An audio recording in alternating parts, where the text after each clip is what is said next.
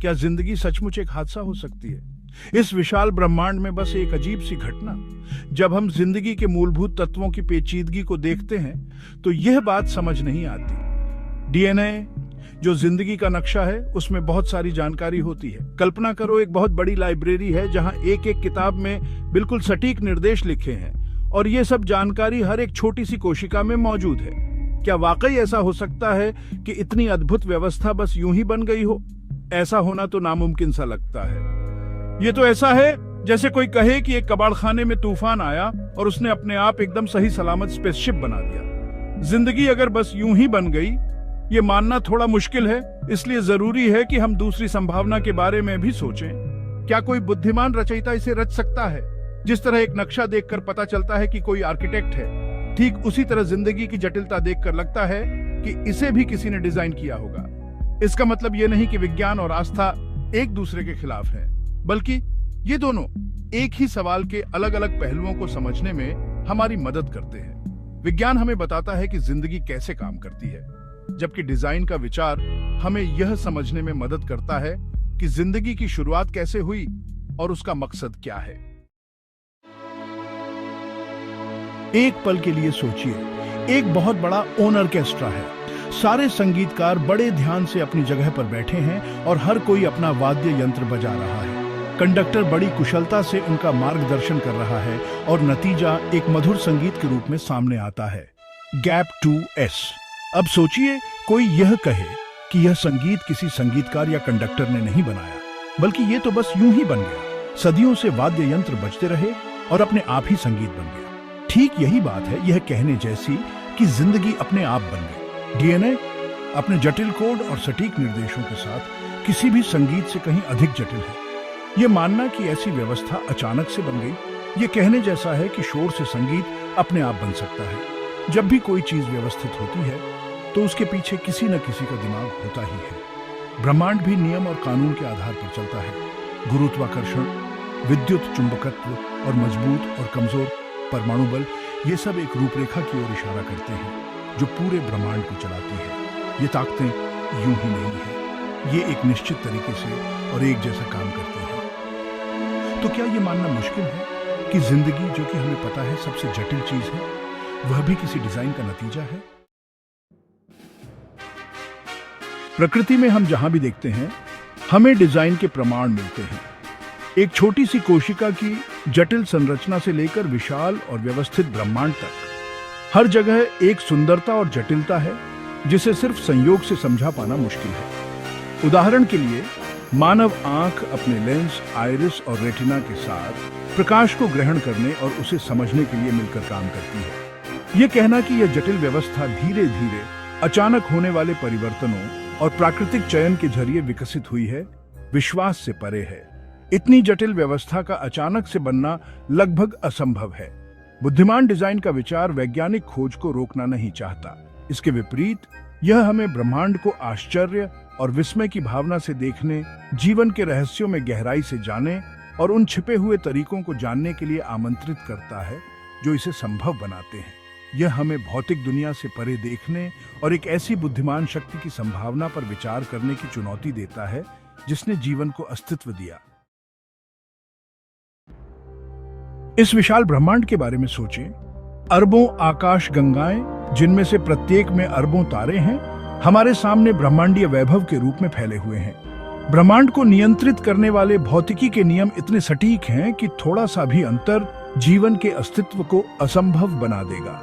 इस सूक्ष्मता को देखते हुए कई वैज्ञानिक इस नतीजे पर पहुंचे हैं कि ब्रह्मांड केवल एक यादृच्छिक दुर्घटना नहीं है, बल्कि एक ऐसी जगह है जिसे जीवन के लिए सावधानी पूर्वक तैयार किया गया लगता है। यह तथ्य कि हम अपने अस्तित्व के बारे में सोच सकते हैं, सूर्यास्त की सुंदरता या एक कोशिका के जटिल काम को देखकर आश्चर्यचकित हो सकते हैं, कुछ गहराई की ओर इशारा करता है। हम केवल जैविक मशीनें नहीं हैं, बल्कि विस्मय, आश्चर्य और अर्थ और उद्देश्य के लिए एक गहरी लालसा रखने वाले प्राणी हैं। ब्रह्मांड में अपने स्थान को समझने की यह जन्मजात इच्छा शायद एक रचयिता के अस्तित्व का सबसे बड़ा प्रमाण है। उद्देश्य का प्रश्न शायद सबसे गहरा और स्थायी प्रश्न है जो मानवता ने कभी पूछा है। हम यहाँ क्यों हैं? हमारे अस्तित्व का क्या अर्थ है? यदि जीवन वास्तव में बुद्धिमान डिजाइन का उत्पाद है, तो ये प्रश्न और भी महत्वपूर्ण हो जाते हैं। यदि हम केवल संयोग का परिणाम नहीं हैं, तो हमारे जीवन का एक उद्देश्य होना चाहिए, अस्तित्व का एक कारण। यह एहसास रोमांचक और भयावह दोनों हो सकता है। यह हमें जिम्मेदारी की भावना से भर देता है, यह जानते हुए कि हमारे विकल्पों और कार्यों का भार और अर्थ है। बुद्धिमान डिजाइन की अवधारणा सभी उत्तर प्रदान नहीं करती है। यह हमें यह नहीं बताती है कि हम यहाँ क्यों हैं या हमारे व्यक्तिगत उद्देश्य क्या हो सकते हैं, लेकिन यह एक शुरुआती बिंदु प्रदान करता है। यह बताता है कि हम ब्रह्मांडीय दुर्घटनाएं नहीं हैं, बल्कि इरादे और उद्देश्य का परिणाम है। यह हमें अपने जीवन को आश्चर्य और विस्मय की भावना के साथ जीने के लिए आमंत्रित करता है, ब्रह्मांड के रहस्यों और उसमें हमारे स्थान का पता लगाने के लिए। हम में से बहुत से लोग इस बात को गहराई से महसूस करते हैं कि जीवन में दिखने से कहीं अधिक कुछ है। हम अपने से भी बड़ी किसी शक्ति की तरफ खिंचाव महसूस करते हैं, एक ऐसे उद्देश्य और जुड़ाव की चाहत रखते हैं जो हमें अपनी जड़ों से जोड़े। यह एहसास, जो अक्सर शांत और सूक्ष्म होता है, अलग अलग तरीकों से प्रकट हो सकता है। प्रकृति की सुंदरता के लिए एक गहरी प्रशंसा, आध्यात्मिक समझ की लालसा, या हमारे जीवन में मार्गदर्शन करने वाले हाथ में अटूट विश्वास। ये केवल भावनाएं नहीं है, ये किसी ऐसी चीज से हमारे अंतर्निहित संबंध की गूंज है जो हमसे कहीं बड़ी है।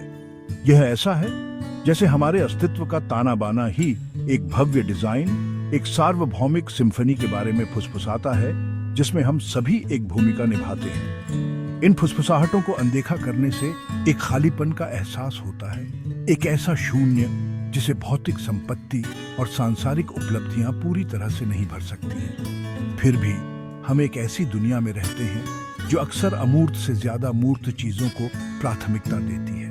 हमें सफलता का पीछा करने, संपत्ति जमा करने और बाहरी स्रोतों से मान्यता प्राप्त करने के लिए प्रोत्साहित किया जाता है, जो अक्सर उस आंतरिक आवाज की उपेक्षा करता है जो गहरे सत्य की बात करती है। आधुनिक जीवन का शोर हमारी आत्मा की फुसफुसाहट को दबा सकता है, जिससे हम खोया हुआ और अधूरा महसूस करते हैं। प्रचलित बातों को स्वीकार करने, ढलने के लिए सामाजिक दबावों के बावजूद अपनी स्वाभाविक जिज्ञासा को अपनाने में बहुत मूल्य है।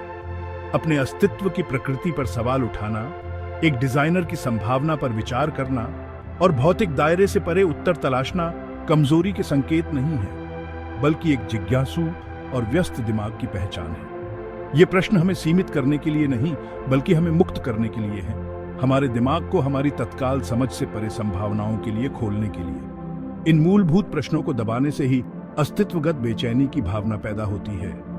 यह एक लगातार खुजली को नजरअंदाज करने की कोशिश करने जैसा है। यह अस्थायी रूप से फीका पड़ सकता है, लेकिन अनिवार्य रूप से अधिक तीव्रता के साथ फिर से उभर आता है। सच्चाई की तलाश को अपनाना, भले ही वह अपरंपरागत रास्तों की ओर ले जाए, पूर्व पैक किए गए उत्तरों को निष्क्रिय रूप से स्वीकार करने की तुलना में कहीं अधिक संतोषजनक है, जो हमारे गहनतम अंतर्ज्ञान के साथ प्रतिवाद नहीं करते हैं। अर्थ और उद्देश्य की खोज एक निष्क्रिय प्रयास नहीं है। इसके लिए सवाल करने, तलाशने और उन संभावनाओं के लिए खुले रहने के साहस की आवश्यकता होती है जो हमारी पूर्व कल्पित धारणाओं को चुनौती देती है। यह आत्म खोज की यात्रा है, न केवल ब्रह्मांड की प्रकृति, बल्कि उसके भीतर हमारे अद्वितीय स्थान को समझने की खोज। यह यात्रा अकेले नहीं की जानी चाहिए। खुले विचारों वाले संवादों में शामिल होकर, अपनी अंतर्दृष्टि साझा करके और विभिन्न दृष्टिकोणों से सीखकर हम अपनी समझ को समृद्ध करते हैं और सत्य के स्रोत के करीब पहुंचते हैं। जैसे जैसे हम ब्रह्मांड के रहस्यों और अपने अस्तित्व की पहेली में गहराई से उतरते हैं, हम उस भव्य डिजाइन, उस अंतिम उद्देश्य को उजागर करने के करीब पहुंचते हैं जो हम सभी को बांधता है। आइए हम इस यात्रा को एक साथ खुले दिल और जिज्ञासु मन से शुरू करें और उस विस्मयकारी वास्तविकता की खोज करें जो हमारा इंतजार कर रही है। सच्चाई, जैसा कि वे कहते हैं, वहां है, बेपर्दा होने की प्रतीक्षा कर रही है।